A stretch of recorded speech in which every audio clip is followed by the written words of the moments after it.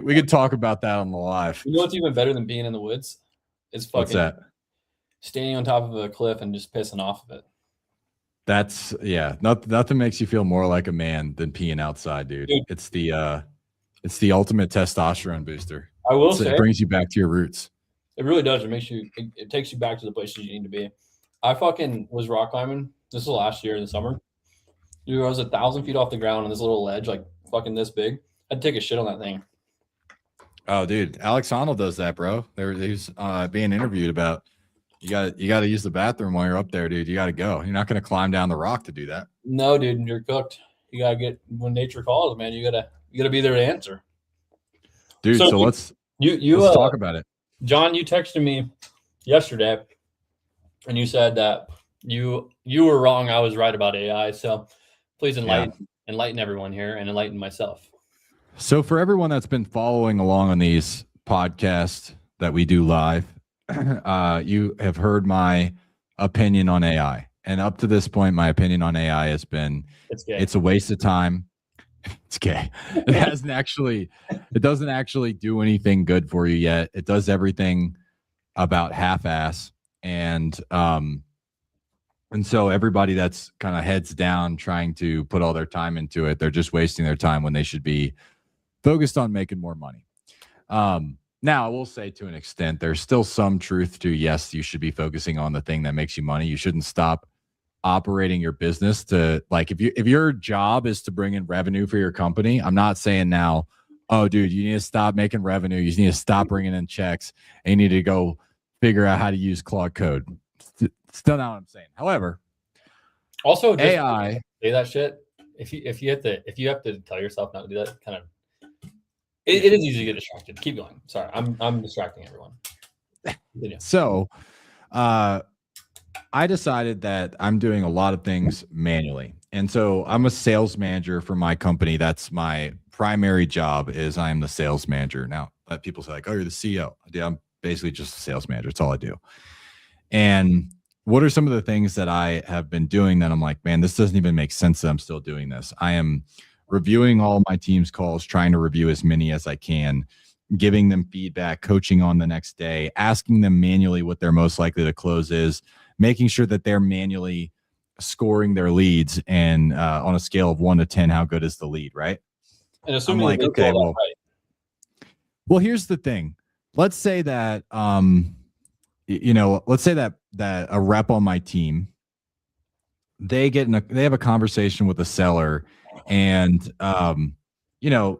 Mike is a 55-year-old. I don't know how old he's in his 50s or 40s or something, like, but he's from LA. He's from like some part of Los Angeles, and let's say he talks to a 30-year-old woman from Florida, right? So like the polar opposite. He might bias towards this lead is not super good just because he didn't connect with her, right? It's not super motivated. So he's going to be biased with how he grades the lead, right? So there's always some bias with a rep grading the lead. Sometimes they're going to overgrade because they really connected with the seller and they hit it off. They're from the same hometown. So they're going to say it's a 5 when it should be a 2, or vice versa. And so that was one. I'm like, okay, well, this should not be left to a human being. And if it is going to be a human, it needs to be somebody else, right? That's step one. Step two, I cannot analyze every single call. I can only analyze maybe one a day per rep. I have 3 reps on my team. Yeah. So I couldn't do that. Calls, right? That's a fucking grind of a day also. Oh, bro, dude. That's a fucking hour call, bro. Like you're talking about 3 hours to review the entire call, and you can't even just the 3 hours to review. It's like you gotta like critically think. You gotta take notes. You gotta then like give them feedback. It's like 4 or 5 hours. So keep going. Yeah, it's insane. And then you get. And then I have to listen to more calls, and next thing you know, you're fucking down a rabbit hole. And then I have to ask them the most likely to close, and they're going to go based off of what they feel is the most likely to close, not necessarily what is the most likely to close. Mm-hmm. And so my fractional CMO, Lane, is an AI wizard. So this wasn't me going in and like figuring all this stuff out. He's been working on AI for the last couple of months. He's been like he was the first person to tell me about N8N and He moved to Claude before it was cool. And so I was like, dude, there's got to be an easier way to do this. Is there any way for you to send me an end of day report that analyzes the transcripts of the call and just gives me an end of day report with how everyone did? Right? He's like, oh, dude, I can do that easy. I can do that right now. I was like, okay. Can you also have it grade the call? Can you have it give it feedback? He's like, dude, easy. So on Monday we spoke about this. Tuesday, by Monday night, he launches it. All right. Now I made a YouTube video about this going into a little bit more detail, but I'll show you guys kind of high level. Crap. No, I have to redact some information on here because I can't show first and last name. Yeah. And I'm having Natalie blur it. Yeah. I can't show the actual CRM because it's a seller that we're working with, and I can't show her public information. Yeah. So when the video comes out, you'll see the actual step by step, but the name will be blurred out, so that way you guys aren't getting any personal information. So let me walk you. YouTube bans it. Like YouTube will, if you have an address or personal info like that, they ban it. So correct, yeah. So I'll walk you through what it did, and I'll walk you through exactly how it worked. So the first thing that happened is I got a report before my morning sales training that had the 5 most likely to close opportunities, but like before, so I can go and talk to my team about them. Now, with this report, it's gave me a lead score from 1 to 100, and so it grades them all. It then says why is this an opportunity, motivation, timeline, price, flexibility, next steps, and then it has a button where I can listen to the call. I can view the call in Salesforce. Now, what it does from there is it then grades the rep so it gives me a lead quality rating that's unbiased. It now grades the rep. Now, the way it grades the reps is I have hundreds of hours of closed calls and bad calls from not only my team, but my students. So we have a ton of students that are doing 6 figures per month, and I've got some students that are absolute savages. So I took the calls from the absolute savages that are locking up 150, 200K a month by themselves, and I put some of their calls into it and said, this is a good call. I put some of my calls, I put some of my team's calls in there. And I said, okay, these are good calls. And then I took calls that did not close. I said, okay, these are bad calls, right? From there, I asked it to give me the 3 most common denominators of what makes the deal actually close. That was one thing. I then gave it my script to see how well it followed, to have the overall process. And then I gave it some coaching calls, some of my top coaching calls where I really cover in depth, like building trust and going through the process, why you go through the process, all of those things. So I gave it all that, right? So then once it has all this, transcripts go in there, and it spits out a score of how well the rep did. Now it breaks it out in depth of like how well did they build trust, how well did they get the problem impact, what was the consequence of an action, how clear were they on future state, what was the commitment, was objection prevention, all these things. Then it gives an overall score at the bottom. Now it then tells me how to follow up with the lead and what the thing is that's going to actually close the deal. And it was better than even I could come up with, because it didn't just take my feedback, which is like, okay, I could have probably come up with the same response if I listened to the entire call, every single word, and I could have formulated that. But this thing did it all in seconds, and then put the feedback into the CRM. Okay, so now what happens is my rep calls the seller and uses the exact script that it gave the rep, and that exact script got us a contract 4 hours after implementing this. This will be a $30,000 deal. So somebody asked in the comments, can I be more concise? Yeah, let me give you kind of an overall summary of what this does. This analyzes all my transcripts, sends it into an AI version of me, gives the coaching, the sales rep coaching feedback on exactly how to follow up with it. And then the coaching, the rep just goes back and closes the deal using the script. And it's already got us a contract. It's about to give us our second contract right now. We're just getting the seller pre-approved to buy our next house first. And so that's what it did. And that was developed by Lane in a matter of I mean, it probably took him a day to go through and do that. Now he knows what he's doing, but that's why my opinion on AI has changed. I'm like, wow, I can't believe I wasn't doing this before, and this will 100% change my business. Mic drop. Mic drop. Chandler's right. I was fucking. That's crazy.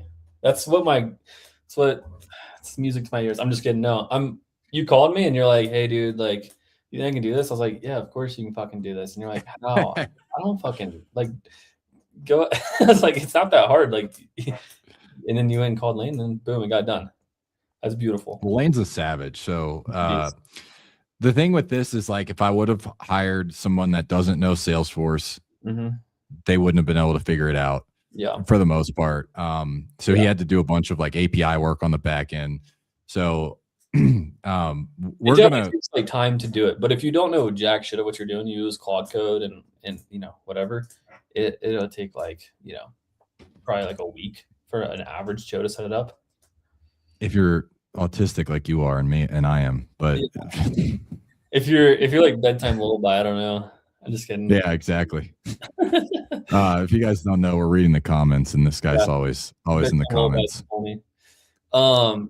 Okay, someone did ask though. So one, I think that's really good. I actually wrote down a couple notes because I liked that you said how to close, like tell me how to follow up and close it. I think that's actually good tactical advice. So I put that down. Yeah. What I want to do on mine. So that's beautiful. Question. John, how can I get better at listening to my calls, offers at night? What do I look for? Oh, man. So this is a great question. Now, I will tell you, your feedback is going to be based off of your data inputs. And so the advantage that I have is that all of my advanced students send me calls, and I can submit all of those calls to this AI. And so I get, instead of just my team that's locking up 3-4 contracts, 4 or 5 contracts a week, I get my students that are also locking up 3-4 contracts a week. And so I can give all that data to this AI. And so I'll get a really good response.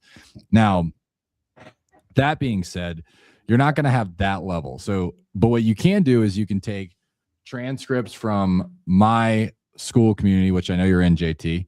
You can take some of the coaching calls. You can take your own calls. If any of your closed deals, you could take any of your lost deals.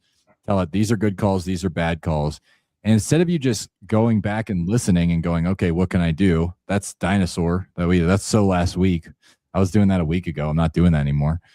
Instead of you doing that, what you do is you take the transcripts, which you can get from any sort of AI summary. Resimply already has a built-in. Smartphone already has a built-in. And so you could take those, you upload them into the LLM, which I recommend using Claude for, and then ask it questions of like, what was the thing that made or break this, made this deal or broke this deal? How do I follow up? What could I do better? And that will give you better feedback than you just trying to listen to your own calls by yourself. That's how I had to learn. I had to listen to my own calls by myself. That's not what I do anymore.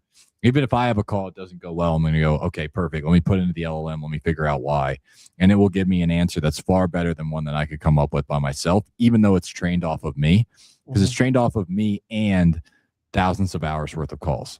Yeah. Another thing too that you can do with your LLM is you can literally have it go and like build a knowledge document based on all of John's YouTube videos. Like you can so what you can do with Claude Code, and that is how I did it to like train it on some more marketing stuff so it can give me better feedback on a lot of things I do, is I just went and scraped all the fucking shit that I learned to do marketing, download it from YouTube, and then I had it transcribe all the YouTube videos, and then now it has all that shit in its brain. And it made a skills doc for me that it basically like runs everything against. Yeah, I added the new model of selling, which is Jeremy Miner's book. I added trust-based selling, which is a current book that I'm reading that's really good. I'm going to continue to add more just data for it to be able to go off of. But those are 2 books that I've already added into mine. And so, what was the second one? I never heard of it. Trust-based selling.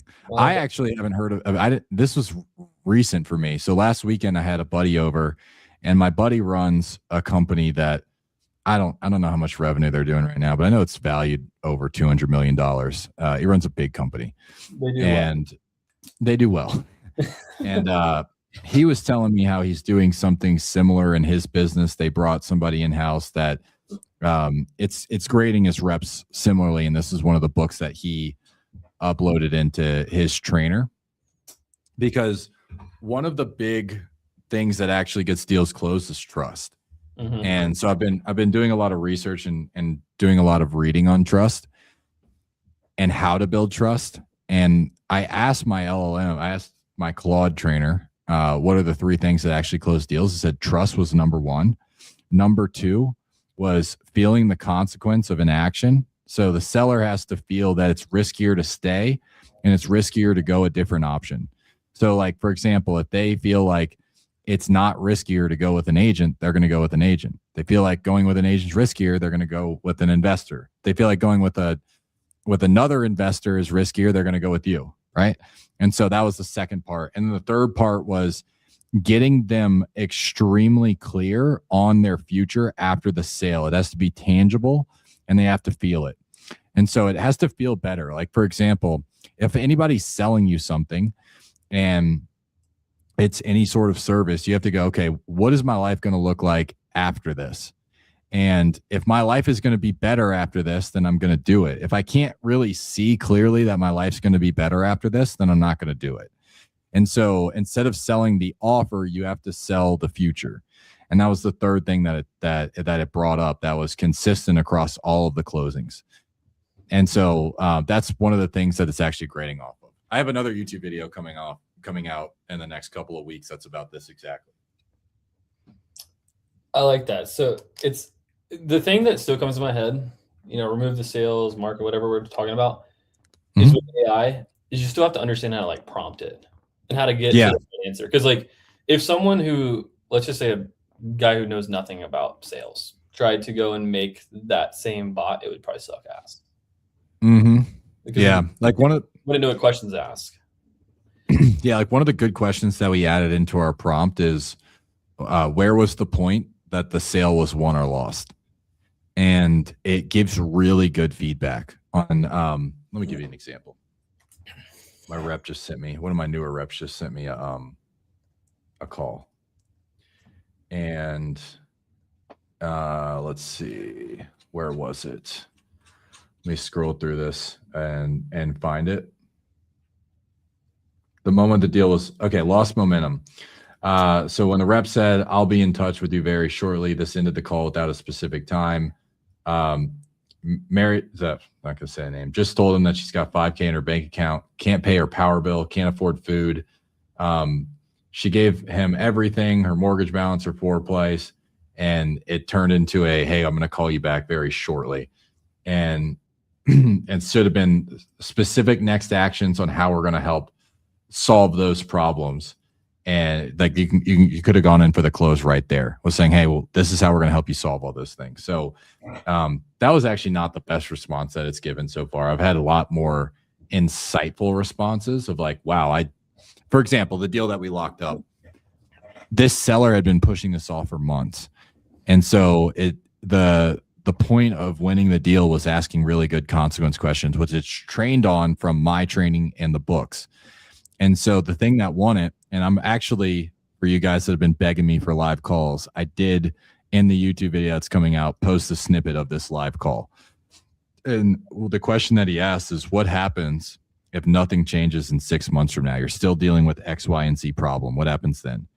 She's like, no, I can't do that. He's like, are you sure? She's like, yeah. He goes, why are you so sure? And she starts selling herself on why she's so sure. He's like, okay, so you're 100% committed.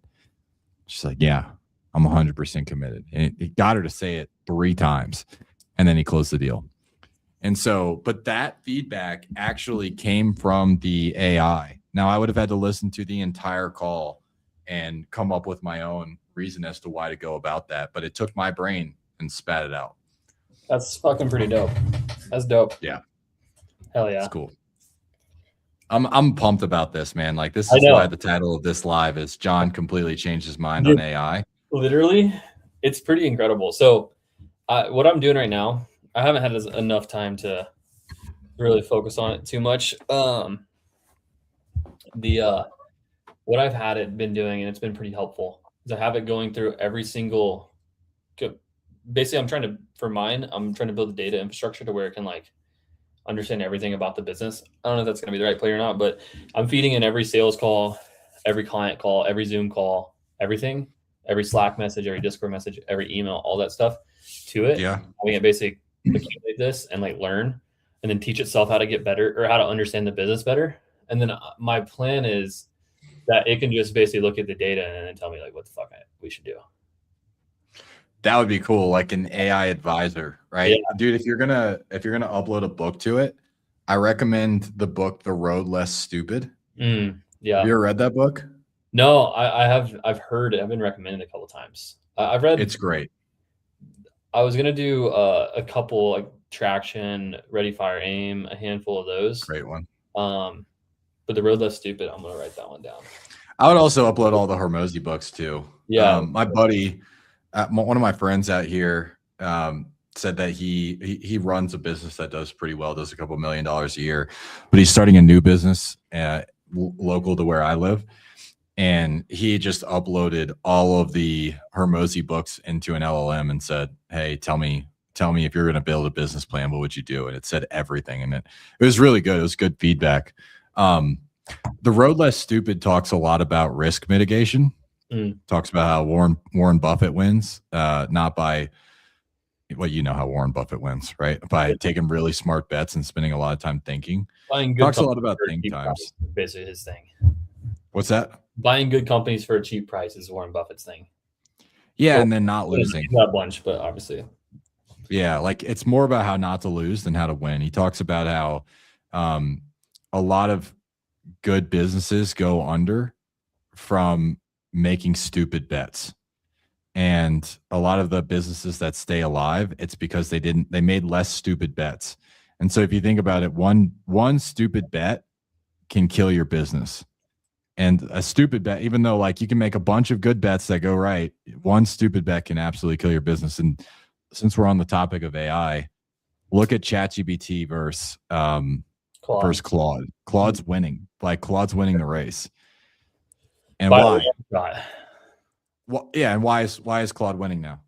I mean, I actually haven't put any thought to it. So, I mean, I'll guess and put my answer, but I would say it's just a better product at the end of the day. ChatGPT kind of switched their focus to making Sora and making like all these things that just kind of appealed to the wrong demographic, where Claude doubled down on helping businesses, enterprise level companies, and exactly. And so like they are focusing on the right thing. I think ChatGPT invested billions of dollars in something that just didn't work out. So it's interesting. I never understood like the point of Sora. Like I looked at it and I was like, this sucks. And then like everything kind of it was like not a very easy thing to use. Like it's basically the only thing chat's good for is like a glorified Google search. I think that was the other thing that they tried to compete. They tried to compete with Google and make their own search engine. And that was another thing. And so it just that's why I recommend putting that book into it. Is that book talks about how to not make stupid bets. And if you think about it, it's the stupid bets that end up ruining businesses, even if they have a bunch of other things that are going well. Yeah. No, I I definitely agree. Claude has, I looked at this the other day. It's like they have 10x basically every year for the last like 4 years in their revenue. They did $6 billion. I don't remember what month this was because I was watching like a fucking video, but they did $6 billion in revenue in 1 month, which is pretty insane. That's insane. Isn't it crazy? They also, somebody announced that there's the first AI built $1 billion company, but I can't. You guys can fact check me on that. Yeah, that's real. Let's Google that right now. Hold up. First, let's pull it up. AI built $1 billion company. So it's like there's a human there too, because the human's prompting the AI. The first one-person billion AI company, OpenClaw, is what it says. Oh shit, that's a one-person company. In November 2025, which was noted in February 2026, as a potential one-person billion-dollar entity. So it's not there yet. Yeah, Fucking this one. clickbaity headlines, man. They got me. Here's another one. Is AARU 2026, a startup founded by teenagers that reached a 1 billion valuation by using AI bots to simulate human responses for market research and strategy. I've heard of that one too. Anthropic CEO Dario Amodei predicted by 2026. Okay, never mind. He said he thinks there will be $1 billion one-person company in 2026. 80%. Oh, I could see it. And so I think there's still dumb things that people are trying to use AI for. I think that using like that, I've heard of a lot of people saying, "Oh, I'm replacing all my setters with AI." Like, here's the argument that they make. Oh, well, if it's 80% as good of as a human, it will do 80% as good of a job. I disagree with that, right? Because if AI could do brain surgery and it could do 80% the level of a really good surgeon, well, that 80%, that 20% delta could be the difference between life or death.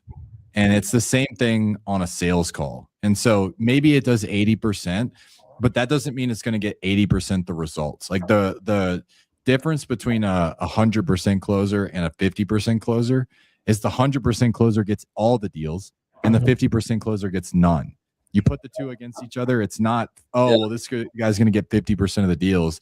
It's just they have 50% of the capabilities. And so I still think that's a dumb thing to use AI for.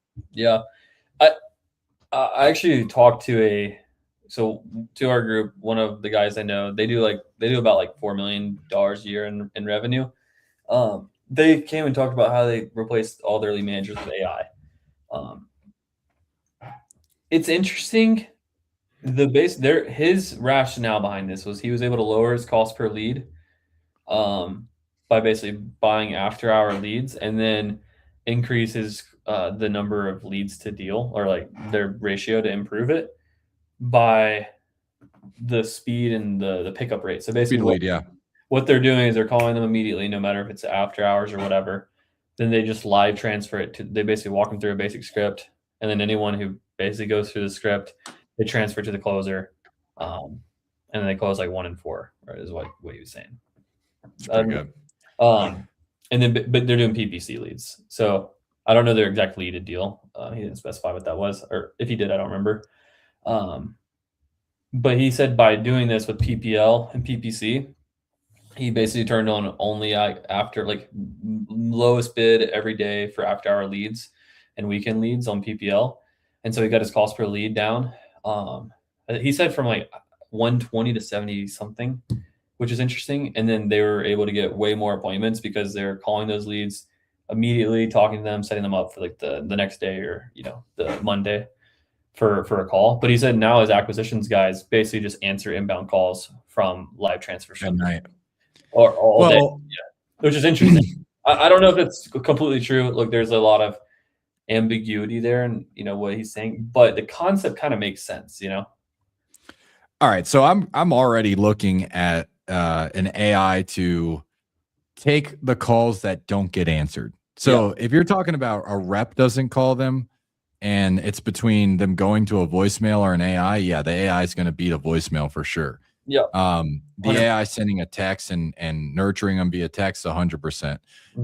My question would be, what would have happened if he would have done that exact same thing, but just had his reps working after hours and weekends only?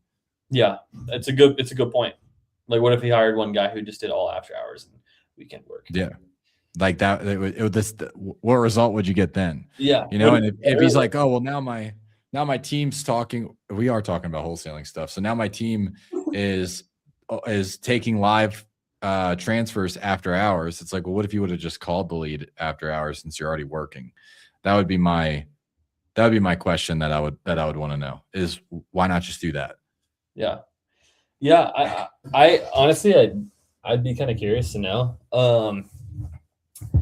I feel like, so here's my thought is one, I would be curious to know if you split tested an immediate, and again, there's also an operational consideration here. So let's consider like a great operator who like runs really good sales teams versus like an average sales manager and what you can basically get your sales team to go. So this is it's a new unique thought. Let's say in a world where you're an average sales manager, you don't hold your team as accountable. Don't train your reps as much. Your reps aren't as good. Maybe they're not as whatever. And so their speed to leads not as on point. They're not as disciplined. They're not as good. You can hire them. Maybe you pay them less. I don't know. And then you basically say, hey, like I'm going to connect with every lead immediately. My AI is going to call them. Obviously, it's not going to be every lead, but most leads immediately. And then I'm going to qualify them through a good script, not a great, or the script. It's a good conversation, not a great conversation, because the AI can't, make everything happen. And then I transfer you over immediately to a home buying specialist who gets you an offer. That's whereas like if your team is like a mediocre team, like they're not like a high functioning team and you're not like a high functioning sales operator, like would that be better? That's the thing for me. It's like, would that be better than like I agree it's not going to be like, a really great sales team and a really great sales manager. But if you're like an average sales team, average sales manager, would it beat that? Yeah. I mean, well, you would look at your lead to qualified or your lead to contact, that would go up either way, right? That's going to go up right away. And then you would have to figure out how bad the sales team is. Now, if the sales team is a bunch of donkeys, then yeah, an AI is gonna beat them, because we're talking about AI can do 80% as good as a human. Well, AI could probably do better than a dumbass. Than a shit setter. Yeah, like a shit setter or a shit closer. Like, yeah, AI could probably outperform somebody really bad. I guess I've never looked at it from that angle. I've always looked at it as like, okay, I'm going to build the best team and I'm going to have AI support them. Instead of like, oh, well, I'm going to go hire a bunch of donkeys and then I'm going to have AI outperform them. Like, yeah, I guess, yeah, AI can beat you if you suck. But I think the biggest thing is, would they perform better? Yes.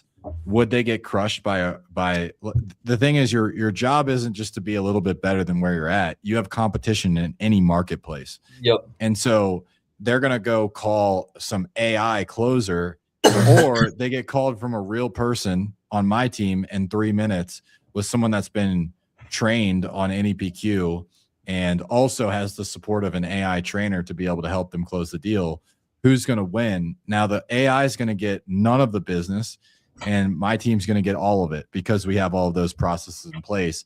And if we need to do something for after hours, nighttime, 2 a.m, weekends on Sunday when my team's not available, yeah, we'll have an AI setter. So we'll then stoop down to your level for like a couple of hours. But then when we're not on those hours, my team's going to outperform you. Quick question though, but that's a really good thought. Somebody, I figured you'd answer this. Chandler, do you have any marketing resources, knowledge programs for new guys? I think that's yes, right? Yeah, I actually saw your comment. I sent it in the chat, but I don't know if it's sent. Oh, it didn't send on John's YouTube for some reason. Here, I'll send this. John, post this on your site. I don't know why it won't let me. I sent in the private chat. If you go to this link that John's going to send, then that'll help you out. There we go. Yeah, I think a lot of the guys in here are like, man, you guys are talking too high level for me, but that's why we run these businesses, and you're going to run into these problems eventually. There you go. Hopefully that worked. West Haji, I think. I just posted that on the YouTube channel for your resources. Yep. So you can go on there. There's some systems on one of the school platforms that I have, and then also there's like if you want to set up your own Facebook ads and run them yourself, there's like a couple of SOPs you can download as well. So basically help you. Yes. A lot of people are asking, by the way, I can show these comments on the screen and you guys can see them, but yeah, we are live. So people are asking questions. A lot of people are asking questions more on like the 0 to 1. Like, okay, this all sounds cool, but guys, I don't have a team. I don't have acquisitions managers. Maybe I'm just getting started. How does any of this apply to me? And so, I mean, go ahead. Yeah. I mean, when you're by yourself, to make more money, all it is increasing your dollar per hour. That's at the end of the day, it's you start by increasing your dollar per hour to do more higher level revenue generating tasks and stop doing the lower ones. And then once you have a team, then it's your job to help your team do the same thing and yourself do the same thing. And you just repeat that cycle over and over again. It's a very fundamental way of like making more money. So if you're trying to figure out, well, one, the goal, you got to figure out your goal. If your goal is to make more money and close more deals, which I'm assuming that's why you're asking that, then what tasks are a fucking waste of your time? And then how do you not do those tasks? Or do those tasks in what maybe took you 30 minutes and do it in 5 minutes, and do that over and over again so you can make an extra 10 follow-up calls or 5 follow-up calls or whatever you can make in that time period. So that's basically what I would say is like where you want to start. Just start chipping away at like, all right, I have to check my email. Like if you are going to go down this route, it's like, okay, I have to check my email and reply to like the title companies whenever they email me or, you know, whoever's contacting me, my listing agents, whatever it is. Okay, cool. So if you want to go down the AI route, make a bot that reads your email and alerts you for what is supposed to be seen. And then you slowly can teach it how to either, if you want it to reply to you, great, or it can just text you on your fucking Slack and say, hey, reply to this. And that way you don't have to go and check your email. You just say, hey, here's what I want to reply, use Whisper Flow, type to it with your voice, and then it sends the email for you. And then instead of that taking you 20 minutes, you get distracted, it takes you, 45 seconds. You don't have to switch. Yeah. The other part too is when you're a solo operator, you don't have anybody on your team. The thing that's going to determine how much money you make is your skill set. Yep. And so as you grow a team and as you hire other people, the skills change. So you need to understand, how do I get this skill set and duplicate it? How do I hold people accountable to making sure that they're doing the things that they're supposed to be doing? How do I lead them, right? So it's a different skill set. But at the beginning, it's typically the most fun and the easiest part is all you need to figure out is, how do I get better? Mm-hmm. And so that has, like, when I was getting started, it was a lot. I'm like an old man. Back in my day, you used to have to use Notepad back in my day. You used to have to use Google search to learn how to close more deals and pay Jeremy Minor. But you had to go read a whole back book. Even a few months ago, a couple of years ago, the information was not as readily available as it is right now. And so, like, if I don't want to read a book, I can download a PDF version of it. I can upload it into an LLM like Claude, and I can start asking it questions, and I can start improving my skills. I could, go into Chandler's school group, take all of his videos, transcribe them, upload them to an LLM, and go, hey, my Facebook ads aren't working. Why are they not working? Here's a screenshot of my click-through rate, my conversion rate. Here are the ads. Here are the scripts. What should I do better? What would Chandler tell me to do? And that saves you a lot of time, where in the past you used to have to go and watch all the videos and try to retain the information. And your brain can't retain all of the information. So really all you need to do is pay for the access to the right brain. And you no longer need one-on-one assistance. And so, like, for me, I'm in a mastermind that costs $72,000 a year. And I have direct access to the guy that runs it. However, typically when I have a question, I ask the AI mind of him. It's AI Jeremy. And so I will just go and ask the AI Jeremy, and I'll get all the responses I need because he's already done the work to take all the videos and upload them into an AI mind. And so I almost never get on one-on-ones with this guy or even ask him specifically for help. I usually go to the AI mind.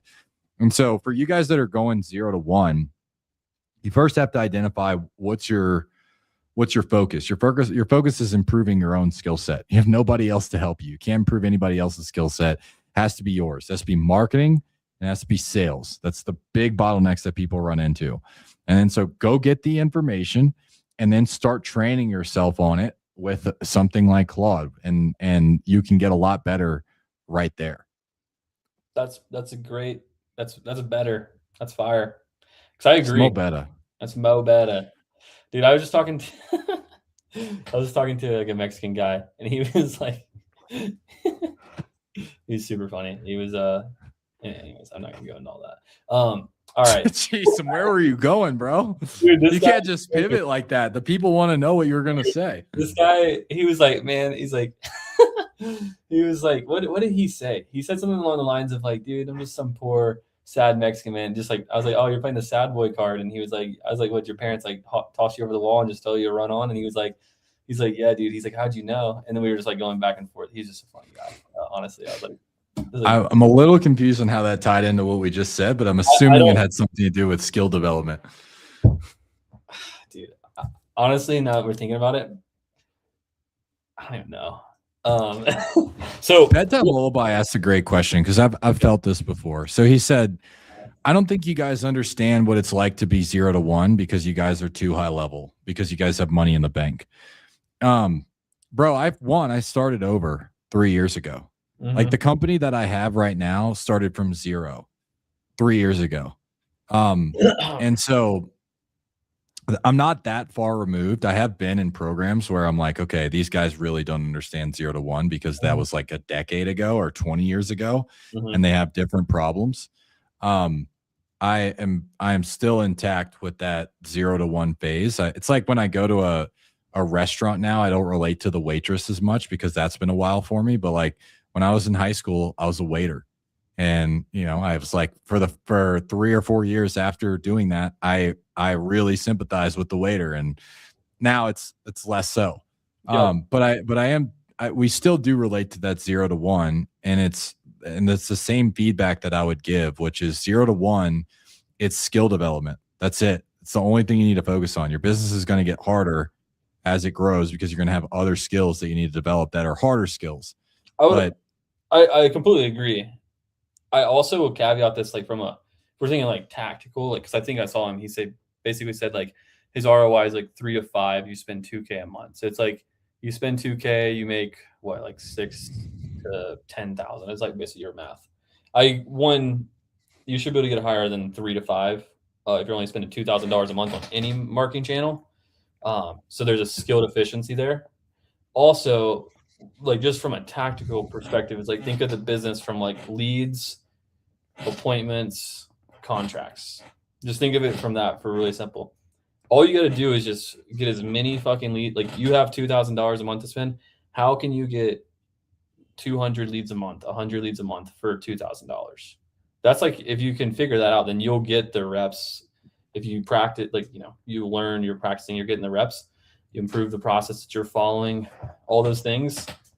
That's going to be like, so for example, there was a study that showed it was like, it had 2 groups, and it said, okay, one group, you have to take 100 photos in like a week to find the best photo. Like it was photography.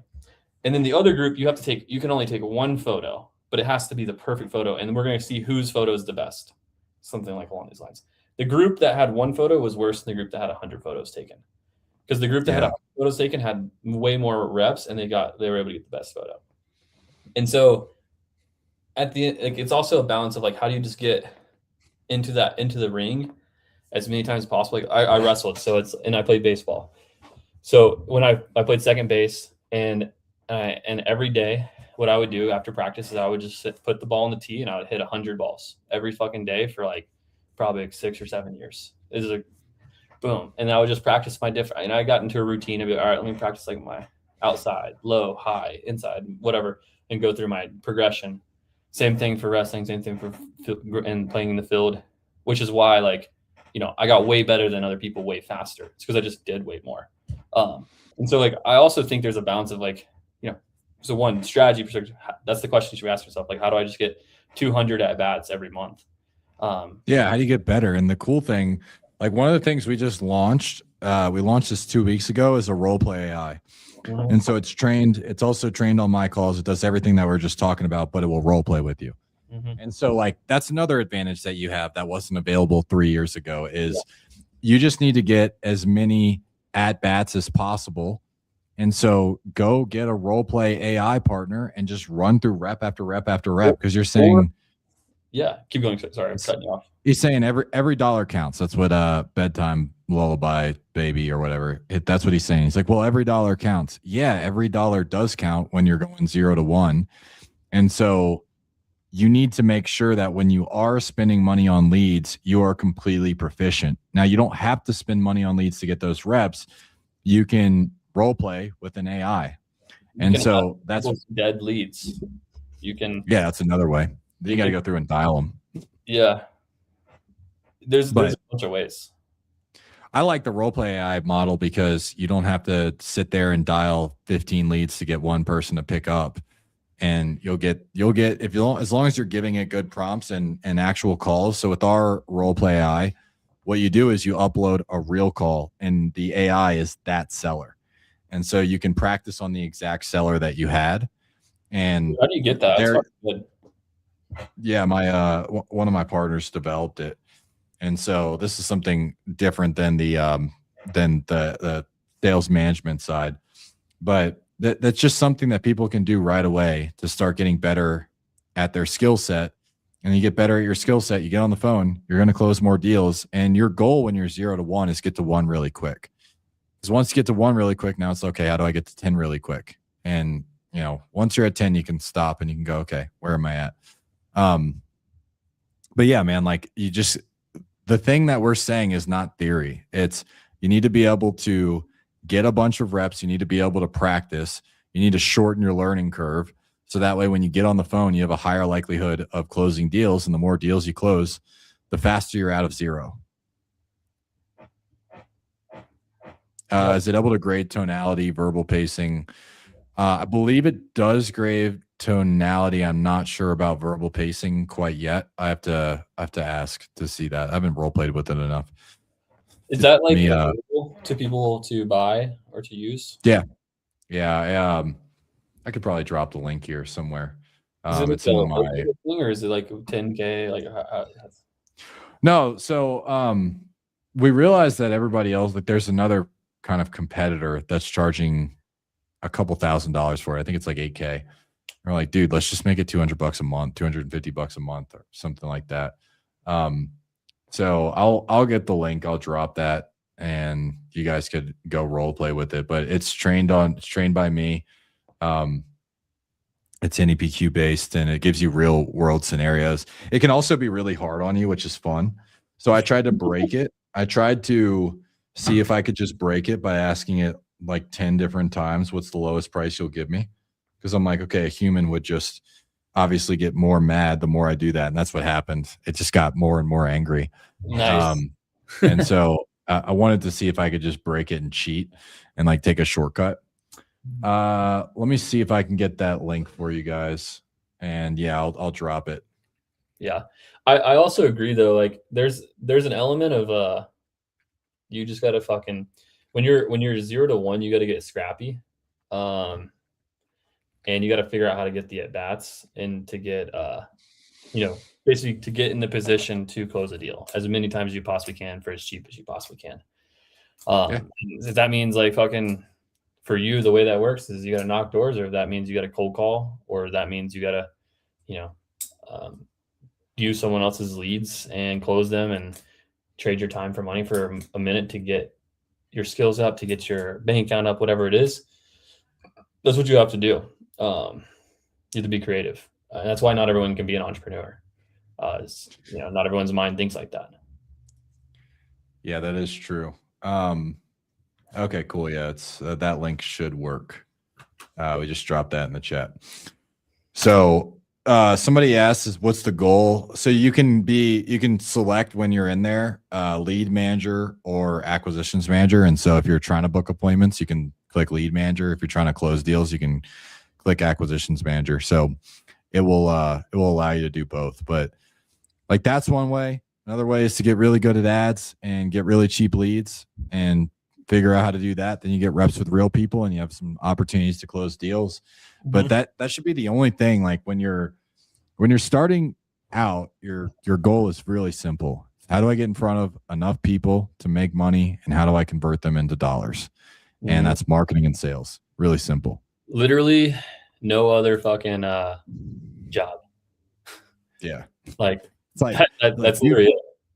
But I don't have any leads, bro. Okay, well, at least you know your problem. Yeah, you know what I mean? Like you know exactly what to do then. you got a fucking easy job to figure out. Just go find out how to get more leads. Bro, and they make it so easy now. You can go into property leads and buy $30 leads, and they'll send you 40 leads in like 5 hours. Yeah. And like, dude, it's super, super simple. If there's no reason why you can't get started, you just need a credit card and to be able to log in and you can turn on $30 leads. It's hard to fail with those, you know? It really, like, especially if you like, I mean, if you're willing to go like nationwide, like if you're willing to go like nationwide or like in so many different markets that your cost per lead is going to be like fucking free, or buy recycled leads, like, you know, what you talk about with the high speed lead stuff. And like, I mean, you can make money for sure. You gotta be willing to put the work in. It's so funny. There's so many people making millions and millions of dollars a year wholesaling, but there are still people that are like, man, I don't know if it works today. I also think so. There's this thing that so it also depends on where you're at from a perspective, like how much money do you have? Like if you have 10K or 5K, it's very, and that's like all the money you have. It's very different than if you have like $50,000 or $60,000. But like, you know what I mean? Like from the perspective, like that's how much money you have saved up and you're starting a business. But like the element of and we were talking about this the other day, it's like surviving the ebbs and flows of like good leads and less good leads and shit leads occasionally, right? It's like when you're doing the sales process and you're talking to someone, you get demotivated because you got like a couple people who said no, or like, man, that guy didn't figure it out, like want to do it, or these leads are bad or whatever. It's like you have to be able to figure out how to push through that and look at it like, how do I close this person? Like this was someone who I could close, and if it was, like, how could I close that person, and try to figure that out. I think a lot of people get hung up there and just blame it on other things too. Have that happen. Like, well, that goes back to what we talked about at the beginning, which is, you know, now this is one of the questions I've been asking my Claude, my AI mind of myself, is this deal, like, could this deal have gotten closed right there? And it will say yes or no. It's not going to always just say, oh yeah, you definitely could have closed it. There are times where I was like, no, the best thing you could have done right there is to book an appointment.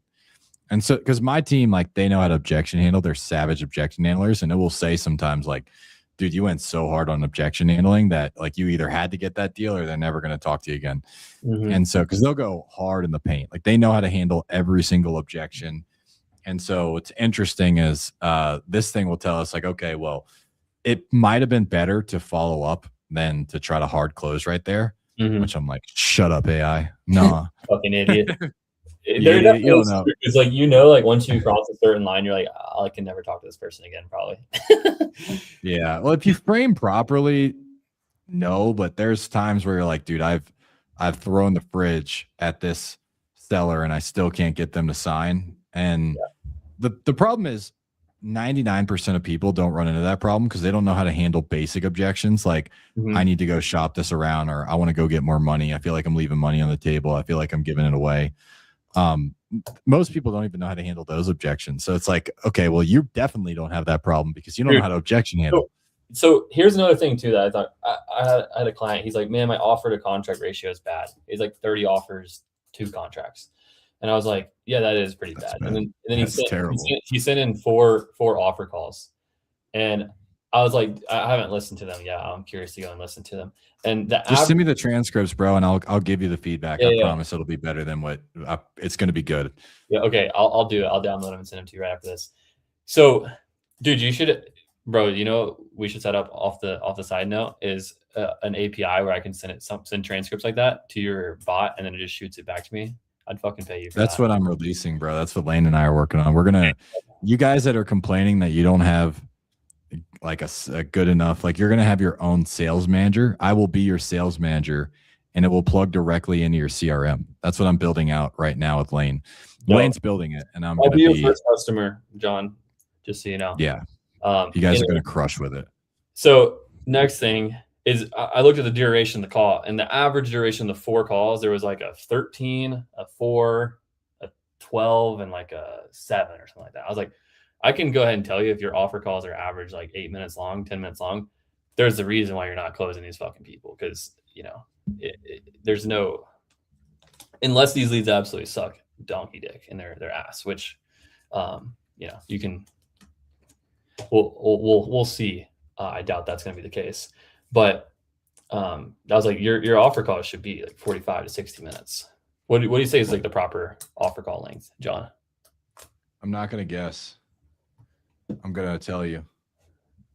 Beautiful. Let's see. I mean, it is strange because let's see. 90 minutes. 90 minutes. It's giving me a guess because it doesn't have like time. It has length of transcript. So and then giving you the time. Yes. Yeah, if someone talks really slow, it would be slower. If someone talks really fast, it would be faster. But it looks like it's saying 90 minutes would be the average. So I'm gonna email you. What's your email now? Is it you got fucking 3 on my thing? Is it SoCal or yes, USA? Yeah, I was about to say don't be blasting my email out. Wait. I'm gonna get people. I'm gonna get Lullaby Baby's gonna be emailing me. I'll send you an email right now. So I'm gonna ask questions in the chat. By the way, you said like an hour and 20. You're gonna answer a chat question. Do it. Yeah, no, I'm gonna ask you chat questions. So, Bright Smart Home Buyers, what's a good link click-through rate to have with Facebook ads and leads, MQLs? I'm at 0.6 to 0.7 currently, and 15 to 20% MQL. Okay, what's a good link, guys? Yeah, link click through. There's a lot of fucking abbreviations in here. What's a good link click through rate? What's a good marketing qualified lead? So click-through rate, generally like 1% is what you're going to push. However, I can tell you last month for our data, we spent 175,000 and our link click-through rate across all our ads. Where the fuck is my sheet? March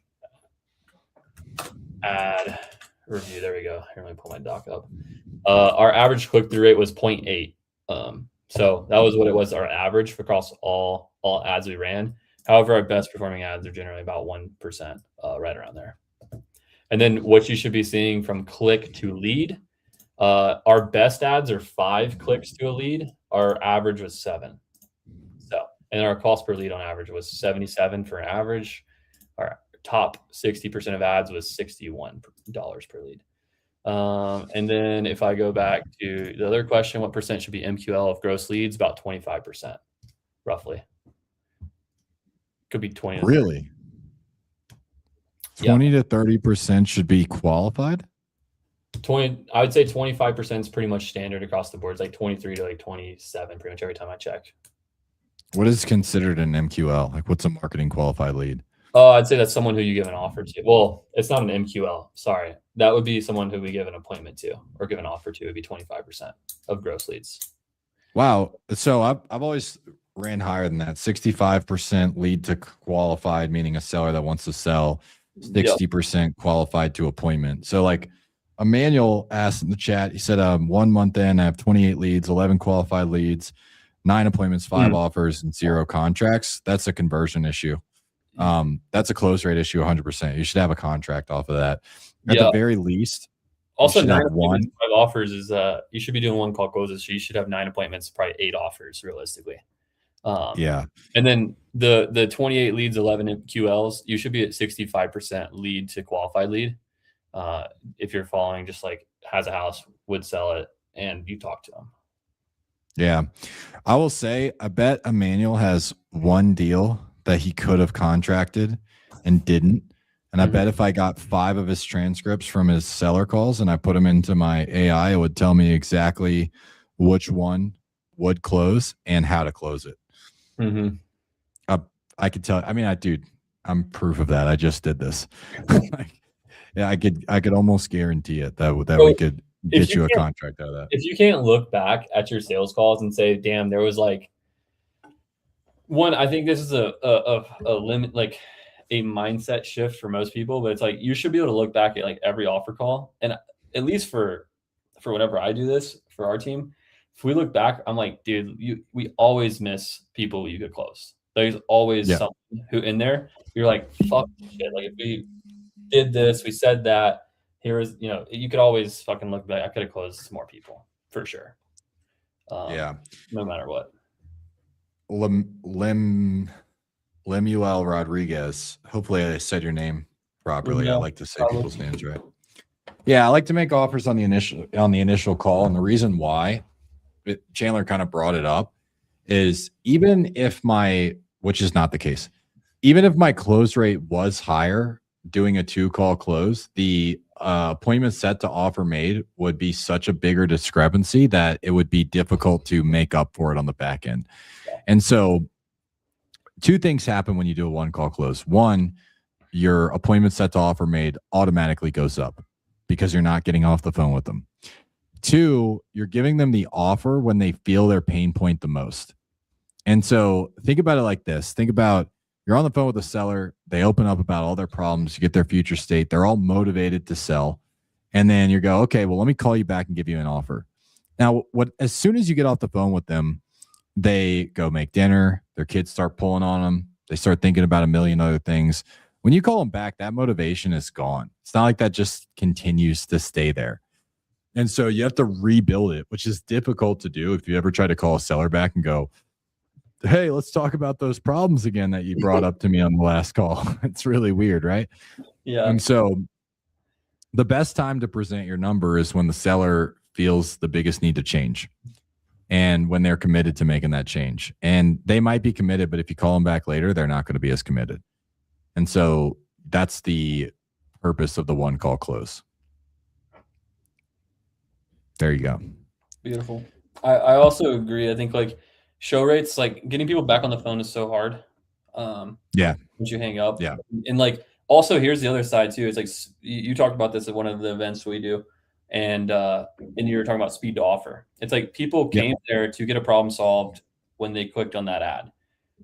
I can tell you this. I clicked on an ad the other day because I was like, I'm gonna get my bathrooms redone. Saw an ad like, get your bathrooms redone in Denver, and I was like, I'm fucking thinking about getting my bathroom redone. So I clicked on there.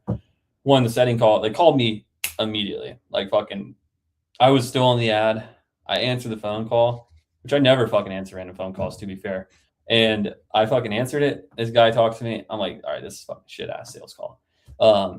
And he told me like, he's like, yeah, like our thing starts at like 12,000.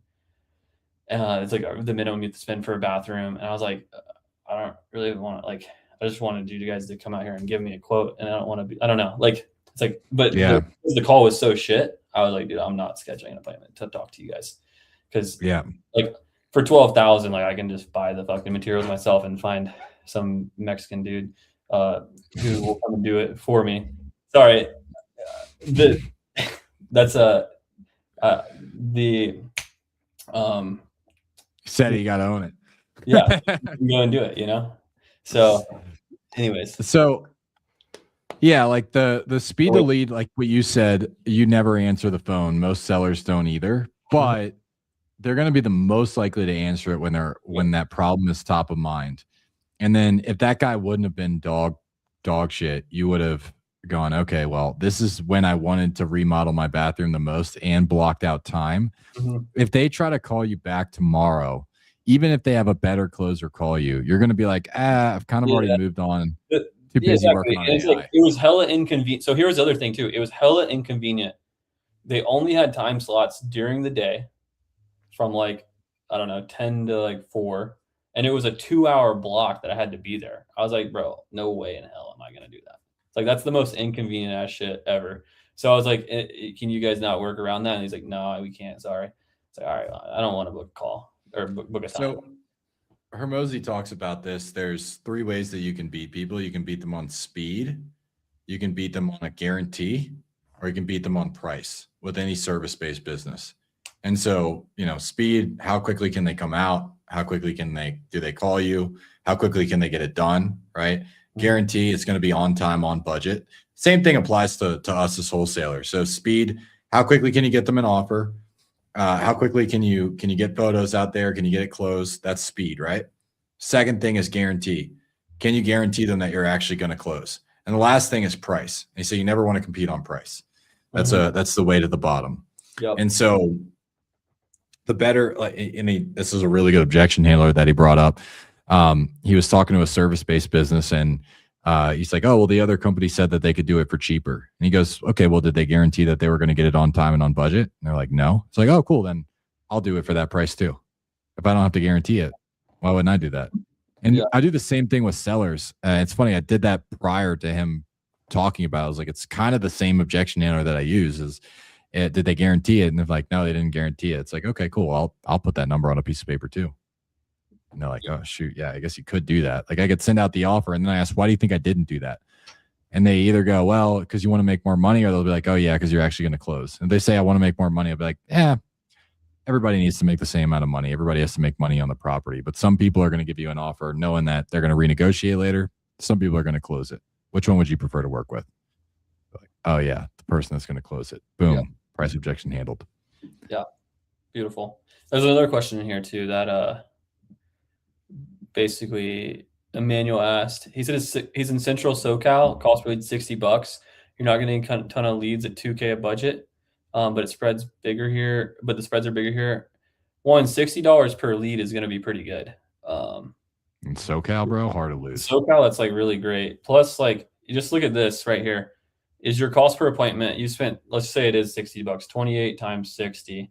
You spent $1,680. You got 9 appointments. $186 per appointment.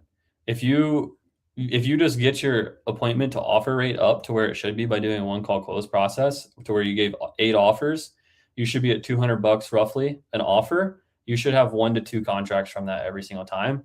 And so that right there, if you just do the math on that, 200 times, let's just say it's 5 offers to get a contract. That's $1,000 in SoCal to get a contract, which is fucking really good. You'd be making a lot of money. You'd be fucking printing money, dude.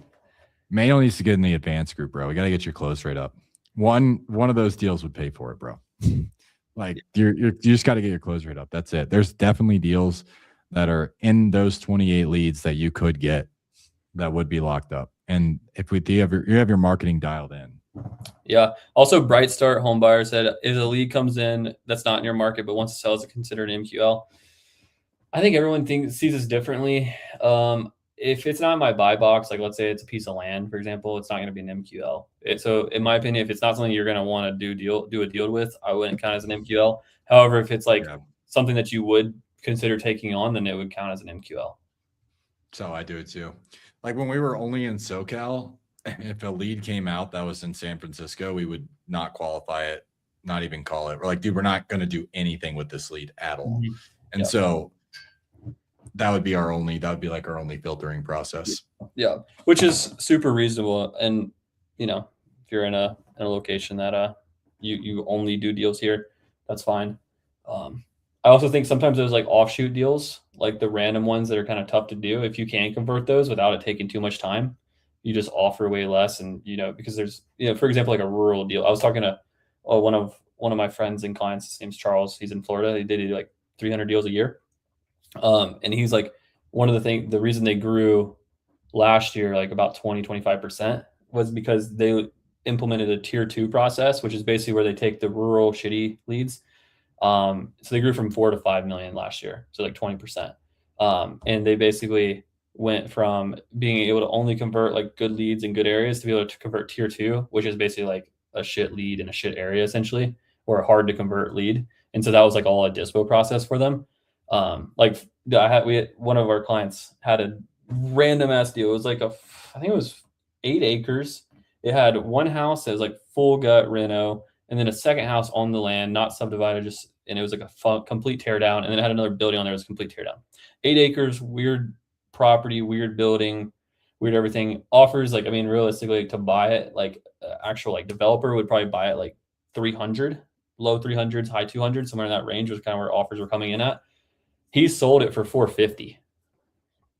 Jeez. Off market. That's awesome.